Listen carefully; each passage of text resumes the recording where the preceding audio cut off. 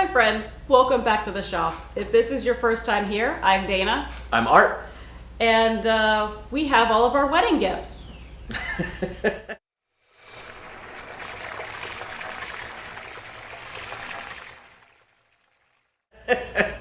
I'm just kidding. Damn, I wish you weren't. Good Lord, these would be the best wedding gifts ever. We did just get married, but this is not from our wedding registry. What we have here is a whole horde of parts for our Clara project. So Art's gonna dig into the finer details of what we have. Yeah, so if you're following along on the channel and our Project Clara of our 1970 Mustang, we are finally in the stage of getting our 351 Cleveland built back up. So I recently met Steve over at Barker Machine. They've got the block done, they've got the crank done, and we're ready for assembly, thank goodness. So this is our first parts haul on everything that we need to do to get that process going. Unfortunately, there are still a few parts that we're waiting on, and that's purely just because of the manufacturing and logistics backlog that we have going on right now. Those should be in between August and September.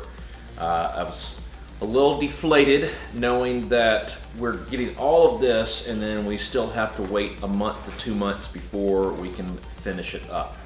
But hopefully that'll give Steve and his team enough time to go ahead and get it to the point of reaching our goal with the Cleveland of 450 to 500 horsepower. Woohoo. So incredibly excited, and these should definitely help us get there. So we'll go through each of the parts that we got right now just for your entertainment, knowing of what we're putting into the motor, because once it's in there, we're not going to take it back apart to show you. Nope. So this should at least kind of know what we went through and identifying what are the best parts for us to go ahead and make that goal a success. A stable success. Yeah, oh, great point. A stable success, yes. You know, I did have a Subaru once. And I still do. And we flirt with it every time we take it out. So hopefully this will definitely give us a stable platform, give us the power we want, and not have to worry about modifying, upgrading, or rebuilding anytime in the near future. So fingers crossed. All right, where are we going to start at? I think we should start at the air gap intake. The biggest piece on the board. Biggest box, yeah. So this is the Edelbrock grapple. It grabs hold. Grapples the air. The air gap intake.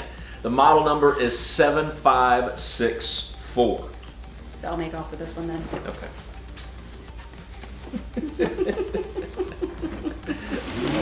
All right, of course we need bolts for those. These are the ARP intake bolts. This is the 454-2004.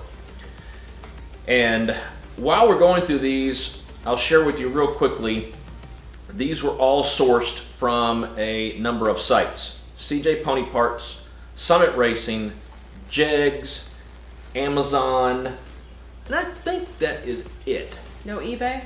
No eBay. No eBay. But I did compare the prices. So I looked at a number of different sites, and if you happen to know of some fantastic sites for these type of parts, please share it in the comments, because although there are other sites that I looked at, they either wanted to charge for shipping, their costs were higher, or they did not have them in stock compared to their competitors that already had them. So that's why I focused on those. Well, I won't say focused, but that's why I got them from those. And CJ is good because not only do they have a lot of parts in stock, their shipping is free, and veterans and active duty also get 8% off. So that was a clear difference maker with them and some of the others, but then others had lower prices that couldn't compete when CJ didn't have them. So it was definitely balancing and going through for a while of researching these online, trying to find the best prices. So if you know of those secret websites, let us know, because this is not our last parts haul. No, unfortunately not. What's next? So next is the Edelbrock water pump, and this is 8844. Oh, I guess I did forget those, didn't I? Yeah. Can't forget the head. No, cannot forget the head.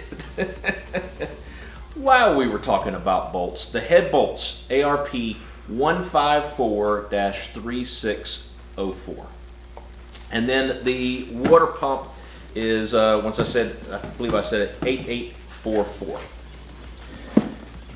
Next is the Comp Cams timing chain set. This is the 2121 specifically for the Cleveland. Then we have Comp Cams rocker arms. These are 1630-16. Those look shiny. Very shiny, very pretty. I don't think they'll stay this shiny for very long. No, unfortunately not. Yeah.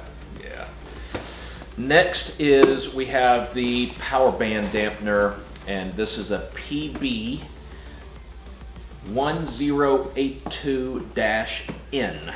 So a little bit long on the model number, but there is our harmonic balancer. Next. Feels very harmonic to me. Is it balanced? Feels quite balanced, as all things should be. Next is we have our Melling oil pump, and this is the M84A.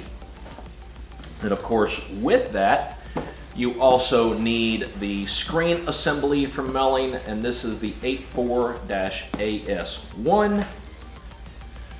And the oil pump shaft, which is 1584A. Gotta have a good shaft. Yes, gotta have a good shaft. Next is we have our Clevite cam bearings, actually not cam bearings, rod bearings. We got both listed. And then these are the MS1010H. Next to last are the Eagle rods. These are the CRS 5780F3D.